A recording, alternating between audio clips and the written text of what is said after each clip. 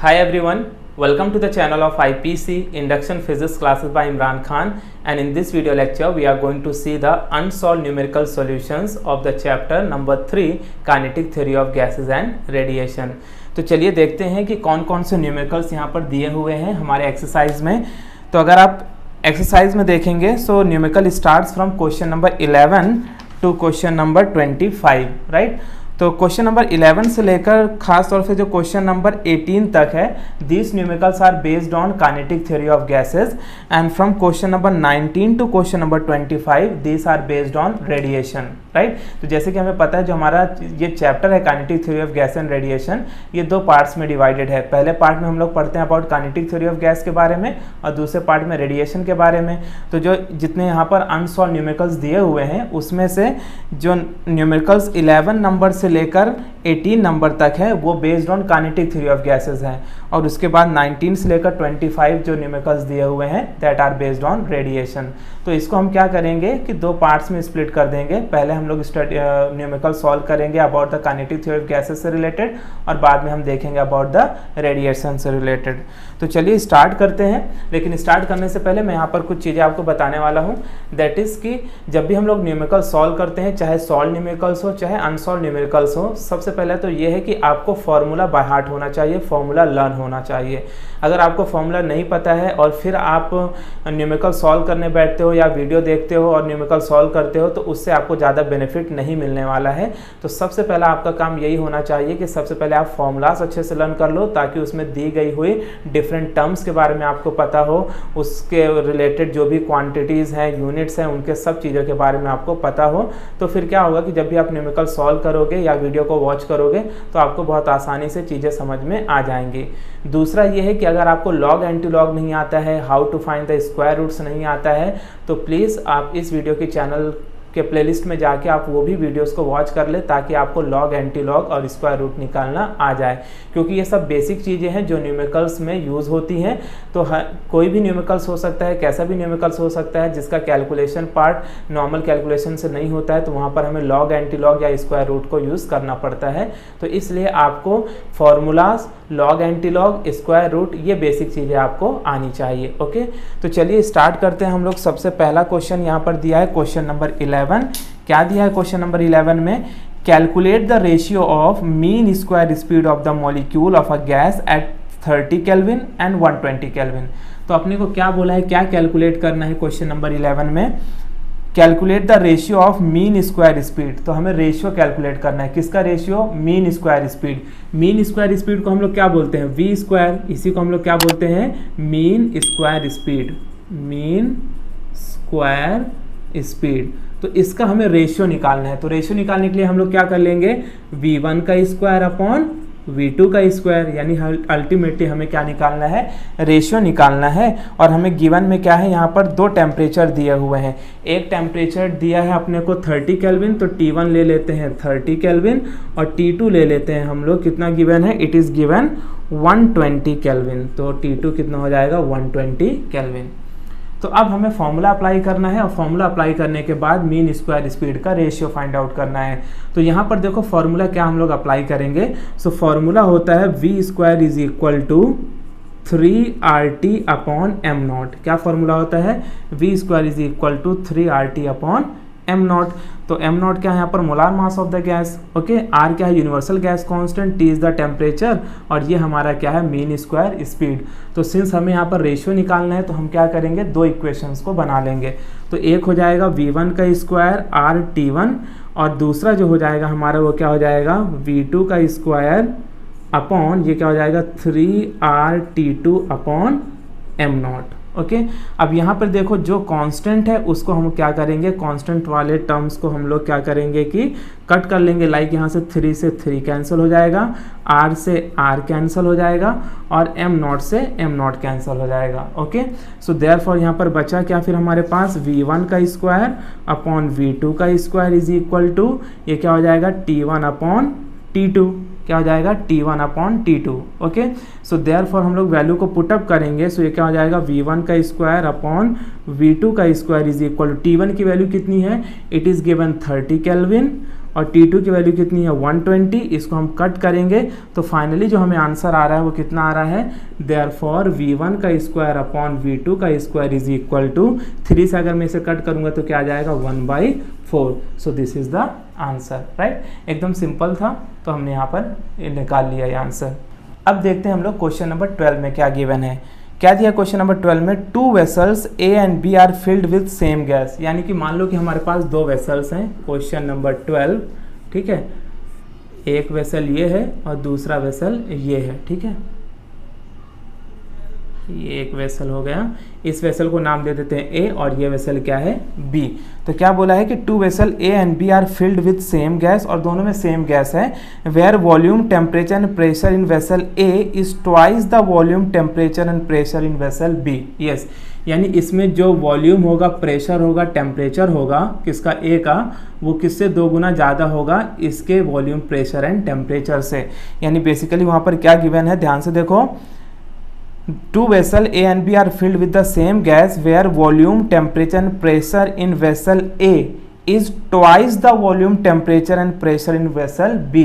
यानी हम लोग ये बोल सकते हैं कि volume of A is equal to 2 times of volume of B, then pressure of A is equal to 2 times of pressure of B, और उसके बाद temperature of A is equal to 2 times of temperature of B। ये हमारे पास क्या है, given condition है according to the numerical. और हमें क्या बोला है, calculate the ratio of number of molecule of gas in a vessel A to that in vessel B। हमें क्या कैलकुलेट करना है, रेशियो कैलकुलेट करना है, किसका, नंबर ऑफ मॉलिक्यूल्स का, किसके बीच में, number of molecule of gas in vessel A to the vessel B। तो हमें फाइंड करना है एक्चुअली NA अपॉन NB, यानी कि number of molecules in A upon number of molecules in B। ये हमें क्या करना है, कैलकुलेट करना है। आई बात समझ में। तो ये हमारे पास गिवन कंडीशन है और ये हमें फाइंड आउट करना है। तो चलिए हम अप्लाई करेंगे फॉर्मूला। तो यहाँ पर देखो कौन सा फॉर्मूला अप्लाई करेंगे, तो यहाँ पर हम लोग फॉर्मूला अप्लाई करेंगे related to ideal gas equation. अब आइडियल गैस इक्वेशन से रिलेटेड हमारे पास 2 फार्मूला है। एक फार्मूला हमारे पास क्या मिलता है, PV is equal to NRT, right, और एक दूसरा फार्मूला मिलता है PV is equal to NKBT, है ना। तो देखो मुझे फाइंड क्या करना है, N, तो यहाँ से मैं ये वाले फॉर्मूले को अप्लाई कर लेता हूँ, राइट। तो चलो अप्लाई करते हैं। तो देयरफॉर यहाँ पे भी देखो 2 इक्वेशन बन जाएंगे। एक क्या हो जाएगा आपका, PA VA is equal to NA KB TA। तो KB क्या है यहाँ पर, बोल्ट्जमैन कांस्टेंट, तो ये दोनों के लिए कांस्टेंट रहने वाला है, राइट। और दूसरा इक्वेशन क्या बन जाएगा, PB VB is equal to NB KB and TB। तो दो इक्वेशन बन गए हमारे। सो देयरफॉर हमें फाइंड क्या करना है, NA अपॉन NB। सो इसको मैं क्या लिख सकता हूँ, ध्यान से देखो, ये वाले टर्म को इधर रखते हैं। देखो KB से KB तो कैंसिल हो जाएगा, राइट, तो इसको आगे लिख के मतलब है नहीं। सो देयरफॉर मैं इसको लिखता हूँ NA upon NB into TA upon TB is equal to, और ये वाले टर्म को उधर रख देते हैं, तो ये क्या हो जाएगा फिर, PA VA upon PB VB, right. इतना समझा। सो देयरफॉर हम यहाँ पर आगे इसको सॉल्व करते हैं। सो देयरफॉर ये क्या हो जाएगा, NA upon NB, right, into TA का मतलब यहाँ पर क्या है, देखो TA is 2 times of TB, तो मैं TA की जगह पर क्या रखता हूँ, 2 times of TB upon TB is equal to, अब देखो PA VA का वैल्यू कितना है, 2 टाइम्स ऑफ PB, तो यहाँ पर रखेंगे 2 टाइम्स ऑफ PB, और VA क्या हो जाएगा, into 2 times of VB upon PB VB, ऐसे ही हो जाएगा PB इंटू VB। अब देखो यहाँ पे जो कैंसिल हो रहा है उसे हम कैंसिल करेंगे, तो TB से देखो TB कैंसिल हो गया, PB से PB कैंसिल, VB से VB कैंसिल। सो देयरफॉर यहाँ पर क्या हो जाएगा, NA upon NB is equal to, ये जो 2 बचा है इसको हम नीचे ले जाएंगे, राइट, तो ये कितना हो जाएगा, 2 इंटू 2 अपॉन यहाँ पर क्या है 2, तो 2 से एक 2 यहाँ पर क्या हो जाएगा, cancel. So therefore NA upon NB यानी number of molecules in A upon number of molecules in B is equal to 2 upon 1, जिसे हम लोग क्या लिख सकते हैं, therefore you can write NA upon NB is equal to 2:1, ठीक है। तो ये हमें मिल गया आंसर। अब हम देखते हैं क्वेश्चन नंबर 13 में क्या गिवन है, राइट। क्या दिया है, a gas in a cylinder is at a pressure P। मान लो कि हमारे पास एक सिलेंडर है जिसमें गैस रखी हुई है और उसका प्रेशर कितना है, P। If the masses of all the molecules are made 1/3 of their original value, यानी कि हमें क्या गिवन है क्वेश्चन नंबर 13 में। तो सबसे पहले तो उसने क्या बोला कि gas in a cylinder is at a pressure P if the masses of all the molecule, यानी सारे मॉलिक्यूल का जो मास है वो कितना है, are made 1/3 of their original value. तो हम लोग ये बोल सकते हैं mass 2 is equal to 1/3 of mass m1, right. ये हमें गिवन कंडीशन है अकॉर्डिंग टू द क्वेश्चन। क्या दिया है, molecules are made 1/3 of their original value and their speeds are double, और साथ में क्या बोला कि उसकी स्पीड को डबल कर दिया, यानी कि v2 क्या हो गया, 2 times of v1। Then find the resultant pressure. तो हमें क्या बोला है कि फिर फाइंड करो कि रिजल्टेंट प्रेशर क्या होगा, यानी हमें P2 फाइंड करना है, राइट। और जो हमारा P1 है, ठीक है, ये हमें सपोज करो इसको हम P मान लेते हैं, ठीक है। सो ये हमारे पास गिवन कंडीशन है। क्या गिवन कंडीशन है कि एक हमारे पास कंटेनर है, सिलेंडर है, उसमें गैस रखी हुई है और उसका प्रेशर कितना है, P है, इनिशियल प्रेशर P है। और अगर हम उसका मास को 1/3 ऑफ ओरिजिनल मास कर देते हैं और अगर उसकी स्पीड को डबल कर देते हैं तो बताओ प्रेशर कितना होगा, ये हमसे क्वेश्चन में पूछा है, राइट। सो देयरफॉर अब हम लोग यहाँ पर अप्लाई करते हैं फॉर्मूला। तो फॉर्मूला रिलेटेड टू प्रेशर क्या है हमारे पास, pressure P is equal to 1/3 nm(v²) upon capital V, right. ये हमारा प्रेशर क्या है, pressure due to an ideal gas जो हमें मिला था वो क्या है, P is equal to 1/3 nm(v²) upon V। तो यहाँ पर ये जो V है, V फॉर वॉल्यूम है, ये V फॉर स्पीड है ना। N का मतलब है नंबर ऑफ मॉलिक्यूल्स और M का मतलब क्या है, mass of 1 mole of gas, okay. तो इससे हमें क्या मिलता है, total mass of the gas. तो इस फॉर्मूले को अप्लाई करेंगे हम लोग, और यहाँ पर 2 इक्वेशन हमें बनाने पड़ेंगे क्योंकि यहाँ पर V1 V2 है, M1 M2 है, P1 P2 है, तो 2 इक्वेशन बनाएंगे। तो एक इक्वेशन हो जाएगा ये, ठीक है, इसको मैं रखता हूँ M1 और ये हो जाएगा V1, ठीक है। दूसरा इक्वेशन क्या बनेगा, P2 is equal to 1/3 nm2v2 का स्क्वायर अपॉन V, ठीक है, राइट। अब मान लेते हैं हम लोग कि वो सेम कंटेनर में गैस रखा हुआ है, तो नंबर ऑफ मॉलिक्यूल दोनों होने के लिए सेम रहने वाले हैं, राइट।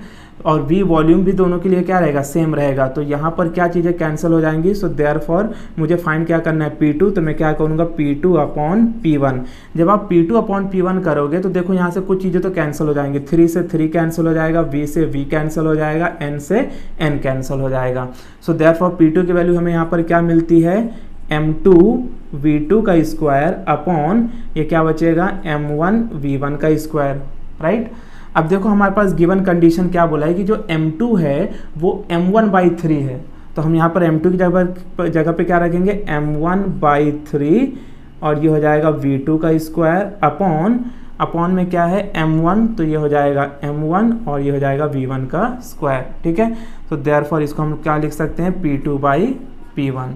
इसको और आगे हम सॉल्व करते हैं तो देखो क्या मिलेगा, therefore we can write P2/P1 is equal to m1/3 upon m1। तो अब देखो ये क्या है, ये पूरा न्यूमरेटर पार्ट है, ये डिनोमिनेटर पार्ट है। न्यूमरेटर का ये फर्स्ट टर्म है, ये सेकंड टर्म है, और डिनोमिनेटर का ये फर्स्ट टर्म है, यानी थर्ड टर्म है। तो third will go with the first, right. तो इस इक्वेशन को फाइनली हम लोग क्या लिख सकते हैं, m1 और जो v2 है बेसिकली वो कितना है, 2 टाइम्स ऑफ v1। तो मैं इसको लिखता हूँ 2 टाइम्स ऑफ v1 का स्क्वायर अपॉन ये कितना हो जाएगा, 3m1 और v1 का स्क्वायर, राइट। अब देखो यहाँ से m1 से m1 कैंसिल हो गया। सो देयरफॉर और ये 2 टाइम्स ऑफ v1 का स्क्वायर है तो कितना हो जाएगा, 4v1 का स्क्वायर अपॉन 3v1 का स्क्वायर। देयरफॉर ये क्या है, P2/P1। सो देयरफॉर P2/P1 का जो हमें आंसर मिल रहा है वो क्या मिल रहा है, v1 स्क्वायर से v1 स्क्वायर कैंसिल, तो क्या मिलेगा, 4/3। So therefore P2 is equal to 4/3 times of P1। और अगर हम P1 को प्रेशर P मान रहे हैं, सो देयरफॉर इस फॉर्मूले को हम ऐसा लिख देंगे, इस आंसर को P2 is equal to 4/3P। ये हमें मिल गया आंसर, राइट। तो क्या किया हमने, हमारे पास ये गिवन वाली कंडीशंस थी तो हमने प्रेशर का फॉर्मूला अप्लाई कर लिया, 2 इक्वेशन बनाए फ्रॉम इक्वेशन 1 एंड 2। इसको हमने सॉल्व किया, जो वैल्यूज कॉमन थी, कांस्टेंट थी दोनों के लिए, उसको हमने कैंसिल कर दिया एंड बाय सॉल्विंग दैट हमें जो आंसर मिला वो क्या मिला, that P2 is 4/3 times of P1 और P1 मतलब यहाँ पर क्या है, pressure P, initial pressure. Okay, अब हम देखते हैं कि क्वेश्चन नंबर 14 में क्या गिवन है। Show that RMS velocity of N oxygen molecule is √2 times that of a sulphur dioxide molecule at standard temperature pressure.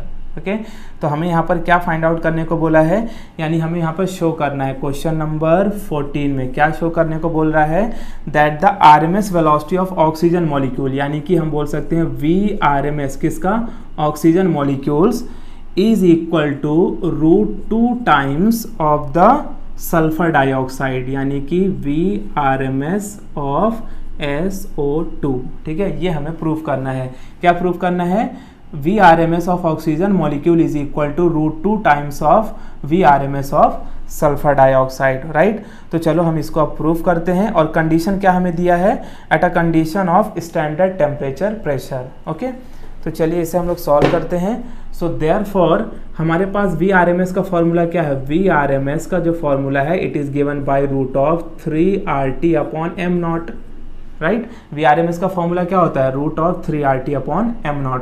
तो यहाँ पर दो इक्वेशन हमें बनाने पड़ेंगे, एक तो हो जाएगा ऑक्सीजन के लिए और दूसरा किसके लिए हो जाएगा, दूसरा हो जाएगा VRMS किसके लिए, सल्फर के लिए, SO2 के लिए। तो ये क्या हो जाएगा, √3RT/m0। अब देखो R यूनिवर्सल गैस कांस्टेंट है तो दोनों के लिए सेम रहेगा और हम लोग दोनों के लिए टेम्परेचर भी सेम मान ले रहे हैं, तो यानी डिफरेंस किस में रहेगा, डिफरेंस रहेगा उनके मोलार मास में, राइट। तो इसको हम लोग ले लेंगे मोलार मास ऑफ ऑक्सीजन और ये molar mass of sulphur dioxide, right. So therefore हम लोग क्या मानेंगे, देयरफॉर सिंस हमें फाइंड क्या करना है, VRMS is equal to √2 times of VRMS of sulphur dioxide, तो मैं इसको लिखता हूँ VRMS of oxygen, VRMS of oxygen upon VRMS of sulphur dioxide is equal to, यहाँ पर क्या होगा देखो, 3 से 3 कैंसल, R से R कैंसल, T से T कैंसल। तो अगर हम लोग इसे लिखेंगे तो ये बेसिकली कुछ इस तरीके से हो जाएगा। ये क्या होगा देखो, ये m0 फोर्थ टर्म है ना, तो ये ऊपर आ जाएगा, तो ये हो जाएगा m0 of SO2 upon m0 of oxygen. So therefore आपको करना क्या है कि सबसे पहले आपको मोलार मास दोनों का निकाल लेना है, molar mass of sulphur dioxide and molar mass of oxygen. तो molar mass of sulphur dioxide क्या होगा देखो, ये हो जाएगा 16 2 32, 32 और 2 64, तो ये हो जाएगा 64 और ये क्या रहेगा 32। तो आपने मोलार मास निकाल लिया। अब यहाँ से देखो इसे हम लोग क्या कर सकते हैं, कैंसिल कर सकते हैं, तो कैंसिल करेंगे तो कितना टाइम्स जाएगा, 2 टाइम्स जाएगा।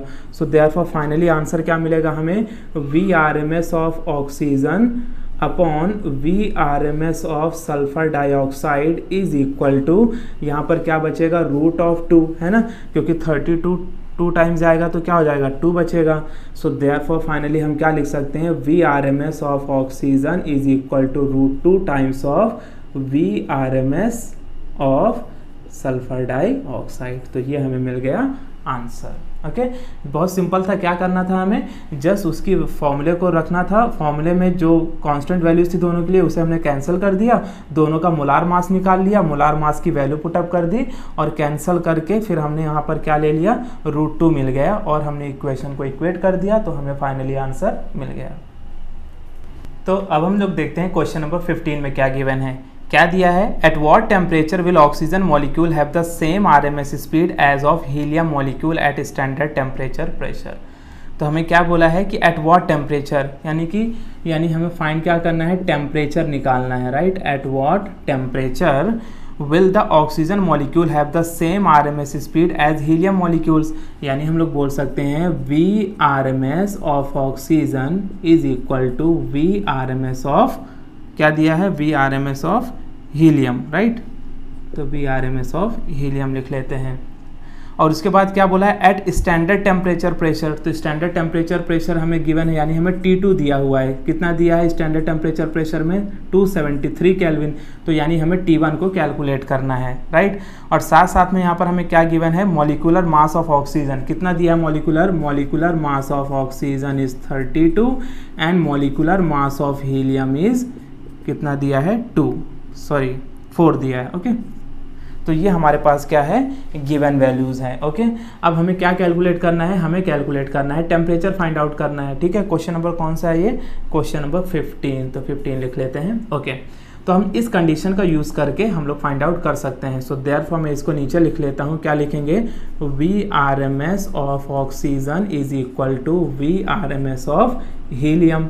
अब VRMS का फॉर्मूला क्या हमारे पास, फॉर्मूला होता है root of 3RT upon m0, और यहाँ पर भी क्या हो जाएगा, root of 3RT upon m0। Okay, अब हम करेंगे क्या कि यहाँ पर देखो m0 ऑफ ये क्या हो जाएगा, m0 ऑफ ऑक्सीजन, तो ऑक्सीजन लिख लेते हैं, और ये m0 ऑफ क्या है, हीलियम, तो हीलियम लिख लेते हैं।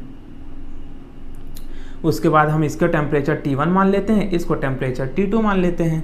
अब देखो ये दोनों इक्वेशन को अगर आप ध्यान से देखोगे तो यहाँ से 3 से 3 कैंसिल हो रहा है, R से R कैंसिल हो रहा है, और रूट से रूट कैंसिल हो जाएगा। सो फाइनली यहाँ पर क्या मिलेगा, T1 upon m0 of oxygen is equal to T2 upon m0 of helium, right. अब यहाँ पर हम लोग वैल्यूज़ को पुटअप कर लेते हैं, तो चलो वैल्यू पुटअप करते हैं। टेम्परेचर T1 तो हमें कैलकुलेट करना है, और m0 ऑफ ऑक्सीजन कितना दिया है, it is given 32 is equal to T2 कितना दिया है, 273 अपॉन हीलियम का मॉलिक्यूलर मास कितना दिया है, 4, तो इसको लिख लेते हैं 4। तो अगर आप इसको देखोगे तो हम इसको कैंसिल करेंगे तो ये 8 हो जाएगा। So therefore T1 is equal to क्या है, 273 इंटू 8, ये उधर जाएगा। So therefore T1 is equal to, इसको मल्टीप्लाई करते हैं तो 8 3 कितना हो जाएगा, 8 3 24 का 4 बैलेंस 2, 8 7 56 और 2 कितना होगा 58 बैलेंस 5, 8 2 16, 5 कितना होगा 21। तो हमें आंसर कितना मिल गया, that temperature T1 is equal to 2184 kelvin. तो ये हमें मिल गया कि जो ऑक्सीजन मॉलिक्यूल्स है will have the same RMS speed as compare to helium molecule at a temperature 2184 kelvin. Okay, तो अब देखते हैं हम लोग कि क्वेश्चन नंबर 16 में क्या गिवन है। क्या दिया है, compare the RMS speed of hydrogen molecule eight 127 degree Celsius with RMS speed of oxygen molecule eight 27 degree Celsius. तो बेसिकली हमें यहाँ पर क्या करना है, कंपेयर करना है। क्या कंपेयर करना है, RMS speed of hydrogen to the RMS speed of oxygen. तो क्वेश्चन नंबर 16 में हमें करना है compare VRMS of hydrogen to the VRMS of oxygen. तो ये हमें कंपेयर करना है, और गिवन में हमारे पास क्या है, यहाँ पर 2 टेम्परेचर दिए हुए हैं, यानी हाइड्रोजन का टेम्परेचर दिया है और ऑक्सीजन का टेम्परेचर दिया है। तो हाइड्रोजन के टेम्परेचर को T1 मान लेते हैं 127 degree Celsius which is equal to 400 kelvin, और ऑक्सीजन का टेम्परेचर है यहाँ पर 27 degree Celsius which is equal to 300 kelvin, right.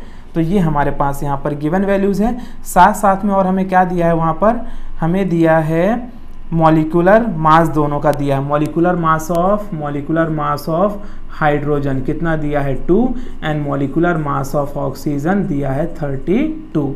तो ये हमारे पास क्या है, गिवन वैल्यूज़ हैं।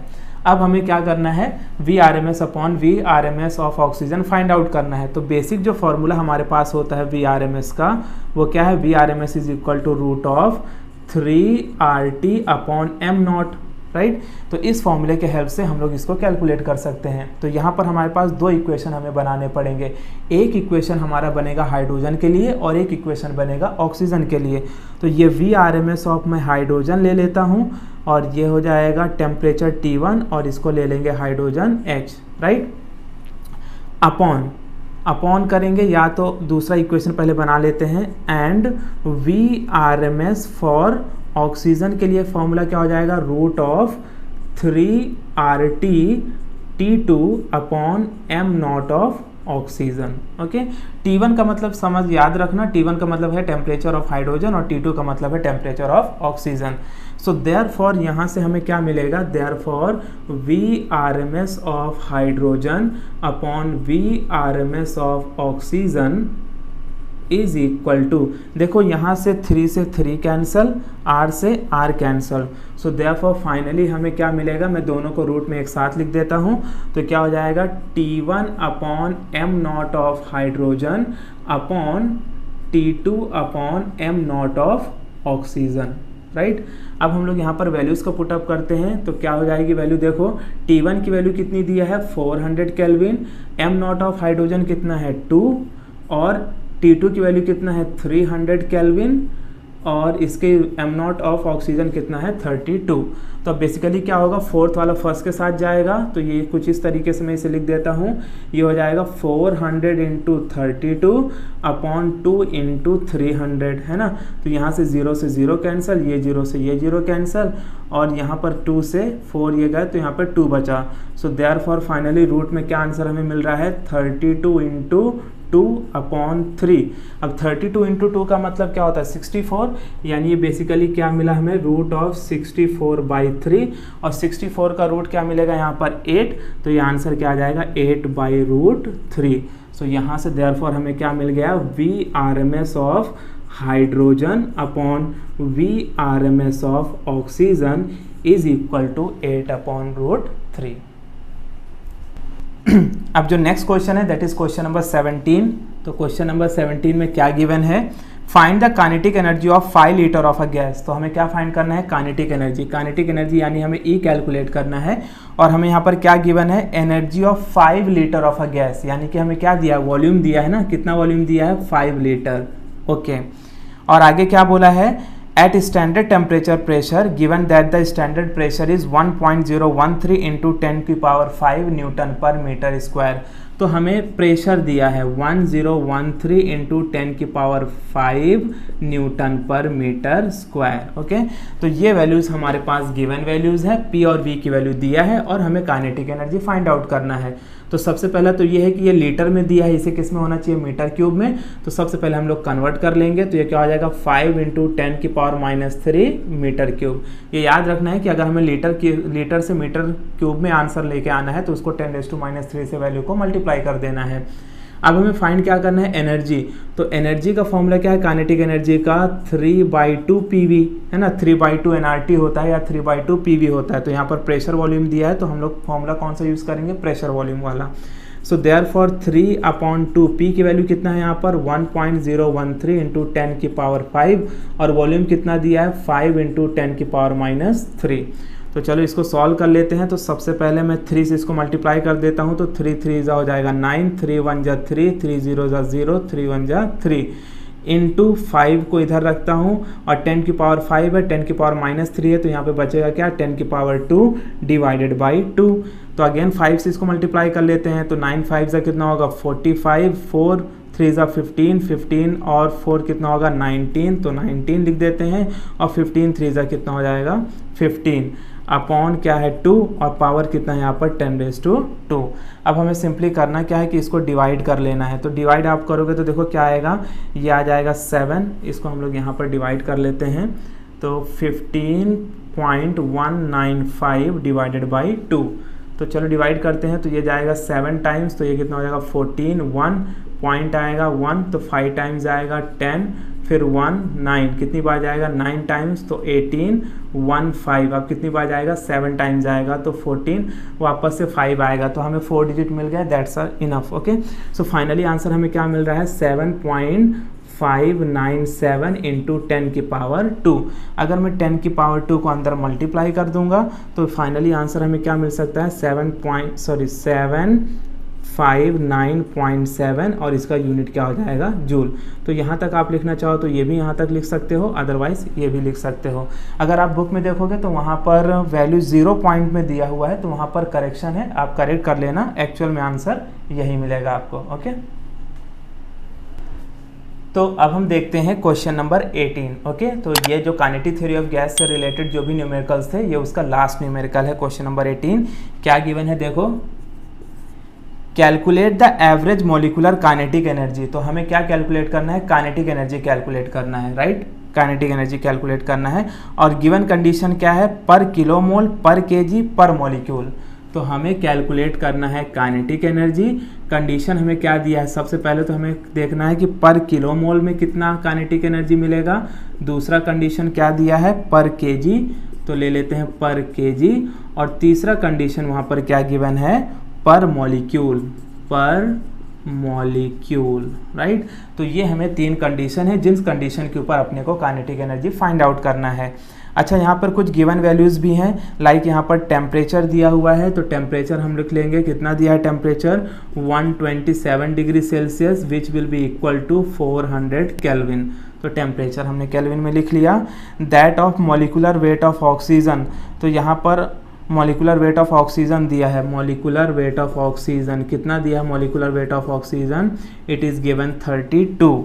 और आर की वैल्यू, आर मतलब यूनिवर्सल गैस कांस्टेंट, कितना दिया है वैल्यू 8.31 जूल पर मोल केल्विन। ओके, ये दिया है। और साथ साथ में अपने को एवोगैड्रोस नंबर की भी वैल्यू दिया है, कितना Avogadro's number, Na is equal to it is given 6.02 into 10 की पावर 23। तो इतनी हमें वैल्यूज़ क्या है, गिवन मॉलिक्यूल्स हैं। ओके, तो चलो अब हम लोग फाइंड करते हैं। तो हमें फाइंड क्या करना है, देखो हमें फाइंड करना है काइनेटिक एनर्जी, किस किस कंडीशन पर किलो मोल, पर केजी, पर मॉलिक्यूल। हमें टेम्परेचर दिया है, मॉलिकुलर वेट ऑफ ऑक्सीजन दिया है, यूनिवर्सल गैस की कांस्टेंट की वैल्यू दी है, और साथ साथ में एवोगैड्रोस नंबर दिया है। तो ये हमें गिवन वैल्यूज़ हैं। तो चलिए सबसे पहला हमें फाइंड करते हैं, क्या कैसे फाइंड करेंगे। तो फर्स्ट हम लोग लेते हैं, हमें निकालना है काइनेटिक एनर्जी। तो सबसे पहले काइनेटिक एनर्जी का फॉर्मूला क्या होता है, राइट। तो देखो यहाँ पर प्रेशर वॉल्यूम तो दिया नहीं है, तो एक तो फॉर्मूला हमें पता है, E इज इक्वल टू होता है 3/2 PV, राइट। लेकिन यहाँ पर प्रेशर वॉल्यूम नहीं है, तो हम लोग ये वाला फॉर्मूला यूज़ करेंगे, 3/2 nRT वाला फॉर्मूला यूज़ करेंगे, राइट। तो ये वाला फॉर्मूले को मैं यहाँ पर पुटअप करता हूँ, तो ये क्या हो जाएगा 3/2 nRT, राइट। अब सबसे पहले कंडीशन क्या दिया कि पर किलो मोल, तो यहाँ पर n का मतलब क्या है, मोल।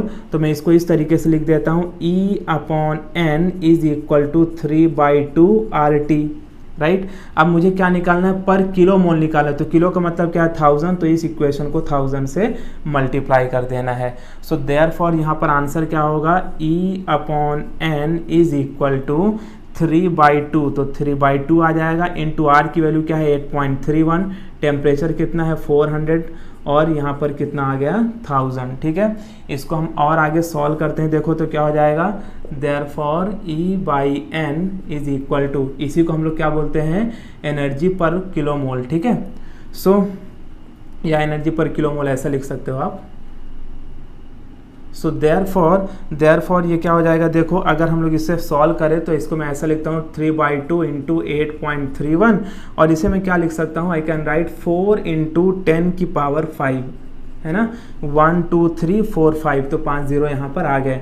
अब इसको 2 से हम कट कर लेते हैं, तो यहाँ पे 2 आ गया। So therefore E/n is equal to, इसको हमें क्या करना है 8.31 इंटू 3 2 जा कितना होगा 6 इंटू 10 की पावर 5, तो इसे मल्टीप्लाई कर लेते हैं। तो 6 1 जा 6, 6 3 जा 18.1 एंड 6 8 जा 48, और ये कितना होगा 49 इंटू 10 की पावर 5, राइट। सो देयरफॉर E/n की वैल्यू हमें कितनी मिल गई 49.86 इंटू 10 की पावर 5। तो बुक में भी क्या वैल्यू दिया है देख लेते हैं, राइट, करेक्ट है। ओके, तो ये आंसर हमारा जूल में आ गया। अगर आप बुक में देखोगे तो वहाँ पर कितना दिया है 4.986 इंटू 10 की पावर 6 जूल।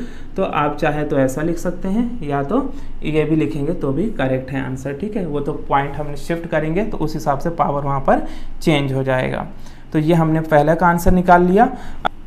सो अब देखते हैं हम लोग कि सेकंड में क्या गिवन है। सेकंड में हमें क्या निकालना है, पर केजी निकालना है। तो वापस से फॉर्मूला अप्लाई करना है, E is equal to 3/2 nRT, right.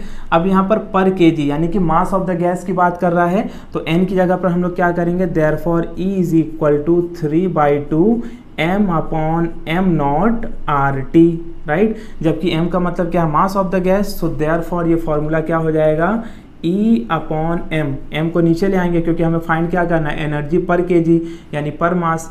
So therefore formula क्या बचेगा 3/2 RT/m0। तो चलो वैल्यू पुटअप करते हैं, 3/2, r की वैल्यू क्या है 8.31, टेम्परेचर कितना दिया 400, और m0 की वैल्यू कितनी है, यहाँ पर m0 की वैल्यू गिवन है 32, राइट। अब हम लोग क्या करेंगे, सिंपली इसे कट कर लेते हैं। तो पहले 2 से अगर मैं इसे कट करूंगा तो ये हो जाएगा 200। सो देयरफॉर इसको लिखते हैं हम लोग, और 3 इंटू 8.31 इंटू 200/32। अब क्या इसको भी हम लोग कट कर सकते हैं किसी से, हाँ कट कर सकते हैं। अगर मैं 4 से इसे कट करूँ तो 8 हो जाएगा, और ये कितना हो जाएगा 50 हो जाएगा, ओके। और तो फाइनली क्या यहाँ पर बचेगा 3 इंटू 8.31 इंटू 50 अपॉन क्या बचा यहाँ पर 8। ओके, अब इसे हम लोग वापस से किससे कट कर सकते हैं, 2 से कट कर सकते हैं ना। तो ये कितना हो जाएगा 4 और ये कितना हो जाएगा 25। तो सबसे पहले आप क्या करो कि 3 से इसको मल्टीप्लाई कर लो। तो 3 1 जा क्या हो जाएगा 3, 3 3 जा 9 एंड 3 8 जा 24। तो आंसर यहाँ पे क्या आया 24.93 इंटू 25 डिवाइडेड बाई 4। तो अब हमें क्या करना है कि सबसे पहले 25 से इसे मल्टीप्लाई कर लेते हैं। तो देखो मैं मल्टीप्लाई कर देता हूँ। So therefore E by M is equal to 25 3 जा 75, तो 5 आएगा, बैलेंस 7 आएगा, राइट। 25 9 जा कितना होगा 225 और प्लस 7 करेंगे तो 225 प्लस 7 करेंगे तो हो जाएगा 232। तो 232 का मतलब है 2 और 32 बैलेंस। उसके बाद 25 4 जा 100, 100 प्लस 32 कितना हो जाएगा 132। तो ये 2 हो जाएगा, वापस से 13 बैलेंस। 25 2 जा क्या है 50, 50 प्लस 13 कितना होगा 63। और उसके बाद 2 के बाद डॉट, तो 2 के बाद डॉट लगा देते हैं, अपॉन क्या है 4। अब आपको इसको सिंपली क्या करना है डिवाइड कर लेना है, राइट। तो चलो डिवाइड भी हम लोग करके देख लेते हैं। तो इसे हो जाएगा 632.25 डिवाइडेड बाई 4। तो 4 1 जा 4, बैलेंस 2 3, 4 5 जा 20, फिर यहाँ पे बचेगा 3 और बैलेंस ये आ जाएगा 2, 4 8 जा 32, राइट, 0.2 आएगा। तो हम यहाँ पे 0 ले लेंगे, ये 0 हो जाएगा, 4 टाइम्स जाएगा कि 5 टाइम्स जाएगा, ओके। तो ये हो जाएगा 20, दैट्स इनफ। सो देयरफॉर अपने को E अपॉन एम का वैल्यू कितना मिल रहा है 158.05। क्या यही आंसर बुक में गिवन है? इट इज़ गिवन 1.56 इंटू 10 की पावर 2। येस, अप्रोक्सीमेट वैल्यू आपको मिलेगी, ठीक है, क्योंकि हमने डेसिमल तक फाइंड किया है ना। तो अगर आप फाइंड आउट करोगे तो आपको ये आंसर मिल जाएगा। बुक में दिया है 156 इंटू 10 की पावर 2। तो अगर 10 की पावर 2 को आप अंदर मल्टीप्लाई कर दोगे तो वो हो जाएगा 156 और हमारा जो आंसर आ रहा है वो कितना आ रहा है 158.05। So it is approximately correct answer, ठीक है। So no problem with that. तो चलो ये हमने सेकेंड निकाल लिया। अब देखते हैं हम लोग कि थर्ड वाला कैसे फाइंड आउट करेंगे। तो थर्ड के लिए हम लोग क्या निकालना है, पर मॉलिक्यूल निकालना है। तो वापस से फॉर्मूला यूज़ करना है, E is equal to 3/2 nRT, ये बेसिक फार्मूला है, ठीक है। अब n है, यहाँ पर अपने को पर मॉलिक्यूल निकालना है। पर मॉलिक्यूल यानी कि मॉलिक्यूल को हम लोग कैपिटल N से रिप्रेजेंट करते हैं। तो n की जगह पर हम क्या रखेंगे अब, E is equal to 3/2 n upon Na और ये क्या हो जाएगा RT, राइट। सो देयरफॉर यहाँ से हमारा पहला फॉर्मूला क्या बन जाएगा, फॉर्मूला बनेगा E अपॉन N, क्योंकि हमें क्या निकालना है एनर्जी पर मॉलिक्यूल। तो एनर्जी पर मॉलिक्यूल हो गया। अब इक्वेशन में क्या बच रहा है 3/2 RT upon Na, 3/2 RT upon Na, okay. तो चलो वापस से फॉर्मूला रख के कैलकुलेट करते हैं। तो 3 इंटू R की value 8.31 into 400 upon 2 into Na का वैल्यू क्या है 6.02 इंटू 10 की पावर 23। देखो एक चीज़ आप ये कर सकते हो कि जैसे 3/2 RT बार बार रिपीट हो रहा है तो इसकी एक वैल्यू को आप कैलकुलेट कर लो, तो बार बार आपको रख के सॉल्व नहीं करना पड़ेगा, डायरेक्टली आप इसकी वैल्यू को पुटअप करोगे डिवाइडेड बाय दिस नंबर। सो इस तरीके से भी आंसर आ जाएगा आपका। सो इसको अगर मैं 2 से कट करूँ तो कितना हो जाएगा 200। सो देयरफॉर ये कितना हो जाएगा 8.31 और तो अगर 3 से इसको मैं मल्टीप्लाई कर दूँ तो ये कितना हो जाएगा 600 अपॉन क्या है 6.02 इंटू 10 की पावर 23। सो देयरफॉर फाइनली हम लोग क्या लिख सकते हैं 8.31 इंटू, इसको मैं लिखता हूँ 6 इंटू 10 की पावर 2 और 10 की पावर -23 ऊपर आएगा तो सॉरी 10 की पावर 23 ऊपर आएगा तो क्या हो जाएगा -23 अपॉन क्या बचा 6.02। अब आप क्या कर लो कि पहले 6 से इसे मल्टीप्लाई कर लो। तो 6 1 जा 6, 6 3 जा 18, 0.16 एज 48, ये क्या हो जाएगा 49 इंटू 10 की पावर -21 अपॉन 6.02। सो देयरफॉर फाइनली क्या लिख सकते हो 4986 अपॉन 602, अगर आप ये पॉइंट हटाते हो, इंटू 10 की पावर -21। अब आपको करना क्या है, by using log antilog, log antilog से आपको इस आंसर को कैलकुलेट कर लेना है। फाइनली जो आपको आंसर आ रहा है वो कितना आ रहा है, it is given over here is 8.28 into 10 की पावर -21 जूल। तो ये हमें क्या मिल गया है, एनर्जी पर मॉलिक्यूल। तो इस तरीके से हमने सारे न्यूमेरिकल्स देख लिए related to the kinetic theory of gas वाला पार्ट जो था हमारा, ओके। अब जो नेक्स्ट हाफ में हम लोग करेंगे that we will see about the radiation वाला पार्ट के जो भी न्यूमेरिकल्स दिए हुए हैं।